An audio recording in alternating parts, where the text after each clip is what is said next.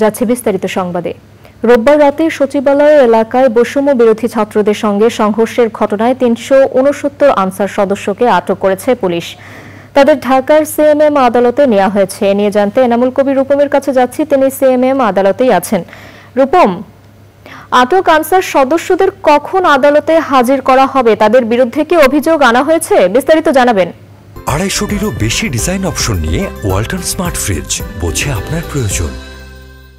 গতকাল রাতে সচিবালয় এলাকায় অবরোধ তৈরি করে সচিবালয়ের ভেতরে কর্মকর্তা কর্মচারীদেরকে আটকে রেখেছিল আনসার সদস্যরা তাদের দাবি আদায়ের জন্য আন্দোলনের নামে।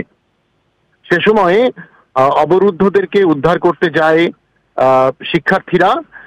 শিক্ষার্থীদের উপর হামলা চালায় আনসার সদস্যরা। অনেক শিক্ষার্থীদের উপর হামলা চালিয়ে তারা তাদেরকে আহত করে। পরে পালিয়ে যাওয়ার সময় পুলিশ প্রায় ৪০০-র মতো আনসার সদস্যকে প্রথমে আটক করে। তাদের যাচাই বাছাই করে সকালে ৩৬৯ জন আনসার সদস্যকে ৩ থানার মামলায় গ্রেপ্তার দেখানো হয়েছে। শাহবাগ, পল্টন ও রমনা থানায় তাদের বিরুদ্ধে বেআইনি জনতাবদ্ধে হামলা চালানো, গুরুতর আহত করা, সরকারি কাজে বাধা দেয়া, ভাঙচুর সহ বিভিন্ন অভিযোগ আনা হয়েছে। নিরাপত্তাজনিত কারণে এই বিপুল সংখ্যক আনসার সদস্য আসামিদেরকে রাজধানীর বিভিন্ন থানায় রাখা হয়েছে। সেই সব থানাগুলো থেকে পর্যায়ক্রমে তাদেরকে ঢাকার সিএমএম আদালতে নেওয়া হচ্ছে।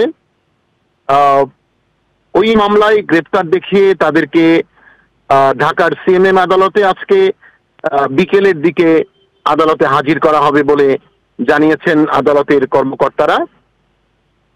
জিজ্ঞাসাবাদ করবেন পুলিশ কর্মকর্তারা। তদন্তকারী কর্মকর্তা বলেছেন যে তিনি আদালতকে জানাবেন কি উদ্দেশ্য নিয়ে এই অবৈধভাবে সরকারি কর্মকর্তা কর্মচারীরা সমবেত হয়ে বিক্ষোভ করছিল এবং তাদের পিছনে কারো ইন্ধন ছিল কিনা।